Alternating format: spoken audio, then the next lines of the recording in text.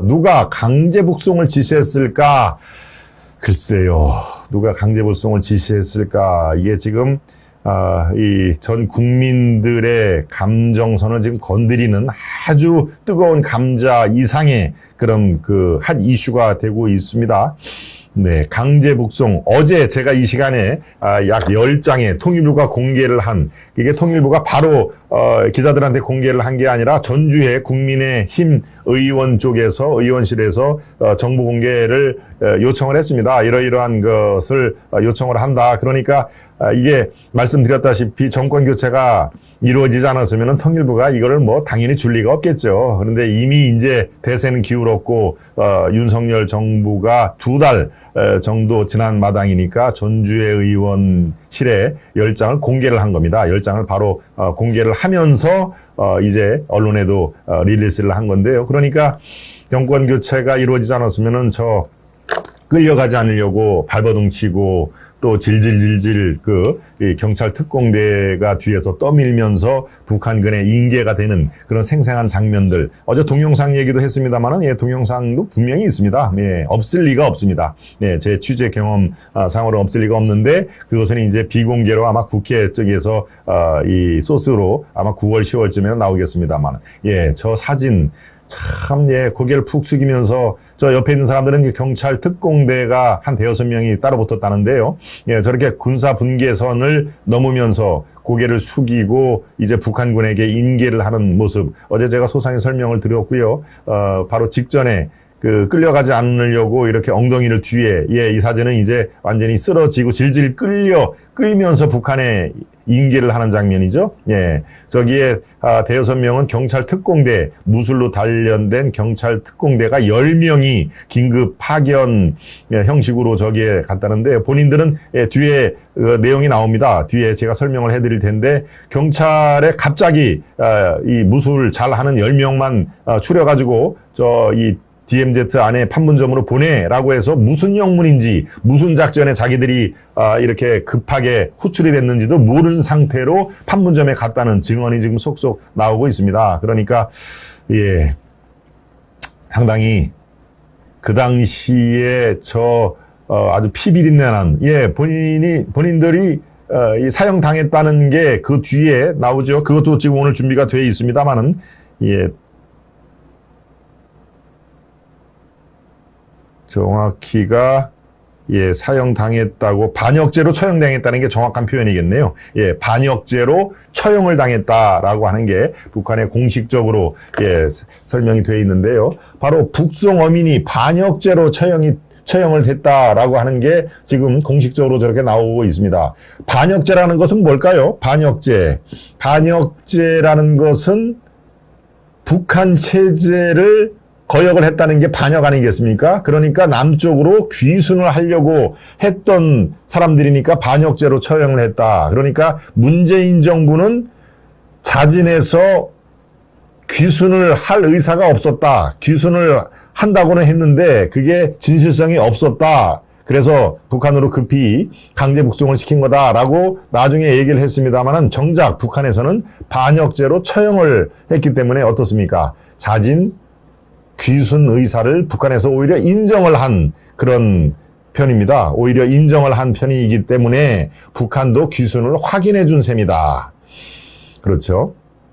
당시 탈북민 충격으로 한국행을 포기하는, 예, 지금 북한을 탈출해서 한국이 아닌 제3국에 있는 사람들도 많이 있지 않습니까? 예, 뭐 수천 명, 많을 거는 거의 10,000명 정도로 추산이 되는 사람이 제3국에서 떠돌고 있다가, 중국에도 꽤 많겠죠? 이 사람들이 이제 기회를 보면서 한국으로, 또는 그중에는 일부 유럽이라든가 미국 쪽에 망명을 하겠다 이런 사람들이 있지만, 상당 부분은 지금 일가 친척에 살고 있는 한국으로 오겠다는 분들이 이 소식을 듣고, 나도 이거 잘못해서 한국으로 가다가는 저렇게 강제 북송을 당할 위험이 있겠구나라고 그 뒤로부터 한국으로 오지 않는 경우가 꽤 많다는 얘기 아닙니까? 네.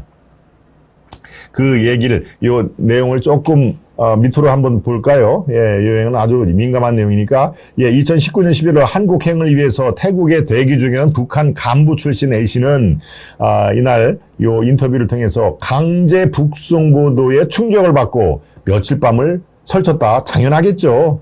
호시탐탐 한국으로 가려고 하는데, 한국 정부가 강제로 북송을 했다고? 그렇다면 뭐야? 나는 내가 북한을 탈출을 해서 지금 중국에 있고 태국에 있고 하는 사람들이 지금 수천 명인데, 야, 한국으로 잘못 갔다가는 나도 적고를 당하겠다라고 당연히 생각을 할 수가 있겠죠. 이러다가 우리도 눈에 안대를 씌워 조선으로 끌려가는 건 아닌지 걱정을 했다며 인천공항에 도착해서야 한숨이 나왔다. 살았다. 이런 한숨이 나왔다. 그러니까 우리는 이 한치 걸러 두치로 저게 생각할지는 모릅니다만은, 탈북해서 제3국에 있는 사람들은 정말 자기 문제로 생각을 할 수밖에 없는 상황인 것이죠. 그러니까 이게 정말 이게 보통 문제가 아닙니다. 강제로 분명히 자진해서 대한민국으로 귀순을 하겠다라는 자필 귀순 확인서도 써준 상황인데 진정성을 확인할 수 없다. 진정성이 없어 보인다라고 그것을 깡그리 무시를 한 채 저렇게 강제 북송을 한 거 아닙니까? 네. 그러니까 지금 있어서는 안 될 일이 버젓하게 일어나고 있다라고 하는 내용인데요. UN 해외에서도 이 사건을 지금 간단하게 보지를 않습니다. 네. 사진을 보기조차 고통스러웠다 하는 얘기를 합니다. 사진조차 고통스러워서 못 보겠다. 문재인 정부, 의당 이거는 해명을 하고 책임을 물어야 된다. UN 인권위 스미스 위장, 미국 의회죠, 미국 의회. 유엔은 또 다른 얘기고, 요 분은 이제, 미국 의회입니다. 미국 의원의 인권위원회 공동의장인 크리스 스미스 공화당 하원 의원이, 바로 이런 반응을 보였습니다. 네. 통일부가 공개한 귀순어민 2명의 북송 당시 사진을 내가 봤는데 보기조차 고통스럽다. 정당한 절차 없이 전임 한국 정부에 의해서 이루어진 논란 많은 북송을 나는 규탄하지 않을 수 없다 하는 얘기를 지금 저 인터뷰를 통해서 얘기를 했습니다. 나는 충격을 받고 경악을 했는데 누가 이런 명령을 내렸고 왜 그랬는지를 판단할 철저한 조사가 여전히 필요하다고 믿는다. 여기에 이 문장에 아주 함축된 내용이 다 들어 있습니다. 나는 나조차 충격을 받고 경악을 했는데 이런 명령을 누가 내렸고 왜 그런 명령을 내려야 됐는지 판단할 철저한 조사가 반드시 필요하다라고 하는 그런 내용입니다. 지금 여기에서 지금 미국 의회뿐만이 아닙니다. 지금 여기저기에서 대한민국에 저런 일이 벌어졌었구나. 백주 대낮에 이 한국으로 넘어와서 살겠다고 하는 그런 귀순 의사를 보인 사람도 2명을 눈에는 안대를 묶고 손에는 포승줄로 꼭꼭 묶어서 이 판문각에 북한군한테 인계를 해주는데 경찰 특공대 아주 무술 5단, 6단, 7단인 그런 사람들을 통해서 이렇게 강제로 북송하는 장면이 생생하게 사진을 통해서 드러났다는 게 보통 문제가 아닌 것이죠. 대통령실, 이 윤석열 대통령실은 딱 한 문장으로 규정을 했습니다. 탈북어민 북송은 반인륜적인 범죄다. 탈북어민 북송은 이거는 인륜에 철저하게 반하는 범죄다. 진상규명이 반드시 필요하고 진상규명을 할 것이다 라고 하는 대국민 선언입니다. 진상규명은 뭐 당연히 할 수밖에 없는 상황인 것이죠. 자유, 인권의 보편적 가치를 회복해야 된다. 북한 주민이라고 해서 인권이 없이 인권을 무시해도 된다라고 하는 게 아니라 인권은 그야말로 범세계적인 보편적 가치다. 아프리카에 있던, 미국에 있던, 유럽에 있던, 저 섬나라에 있던, 황량한 시베리아 벌판에 있던 인권, 인류의 보편적인 가치다. 따라서 탈북 어민, 이분들이 자진 귀순 의사를 밝혔음에도 불구하고 그쪽으로 강제 북송을 한 것은 당연히 반인륜적인 범죄다. 끝까지 추적을 하겠다라고 하는 대국민 선언의 다름 아닌 것이죠. 문정부 인사 처벌 가능성까지 거론했다. 이건 당연히 그렇게 해야 됩니다. 전 대통령부터 해서 청와대 안보실, 국정원, 경찰, 이런 관련 기관들에 대한, 뭐, 국정원은 이미 압수수색을 했다고 제가 오늘 썸네일 제목까지 다뤘습니다만은, 문정부 인사의 고위직, 당연히 처벌까지 가능성을 내포를 하고 있어야죠. 그거는 뭐, 말도 안 되는 그런 그 사안인 것입니다. 네. 강제 북송 투입된 경찰 특공대가 영문도 모르고 끌려갔다는 얘기 아닙니까? 예, 그것이 지금 경찰 특공대 쪽에서, 이제 이렇게 상황이 이 정도 되면은 그 당시의 상황을 증언할 수 있는 또 증거 자료 이런 것들이 속속들이 나올 수밖에 없습니다. 지금 경찰 특공대가 10명이 지금 여기 투입이 됐다는데요. 사실은 뭔지도 모르고 판문점에 갔다. 판문점에 가서, 이 강제 북송 이 임무구나. 그러고 저 두 사람이 저 북한 주민들을 어떻게 열 몇 명을 이렇게 수장, 바다에 이렇게 던져서 2명만 살려고 내려왔던 사람들인가 보다. 물론 그 자체도 지금 다시 재조사가 이루어져야 됩니다. 그 2명, 강제 북송된 어부 2명이 그 조그만 어선에 있는 16명을 한꺼번에 죽인다? 이것도 저는 사실은 팩트가 아닌 걸로 저는 판단이 됩니다만은, 태영호 의원이 확보한 경찰청 구두 답변이 이렇습니다. 경찰 특공대는 처음부터 뭘 해야 한다는 것 없이 호송 차량 2대와 대원 8명이 필요하다는 얘기만 듣고 판문점에 갔다. 사복 차림으로 장비도 없이 도착해서야 추방 과정이 어떻게 진행되는지 임무를 부여받았다. 사복 차림을 한 이유에 대해서는 관계기관의 요청이라면서 해당 관계기관이 어디인지는 구체적으로 언급하지가 않았다. 그렇죠? 네. 그러니까, 경찰이 만약에 그런 사태를 대비해서 저 귀순 어부가 난동을 부린다거나, 이제 그들 표현입니다. 북한식 표현이 난동을 부린다거나 아니면 도주를 한다거나 라고 하면은 그거를 제어를 해서 북한군에게 인계를 해야 되니까, 무술로 단련된,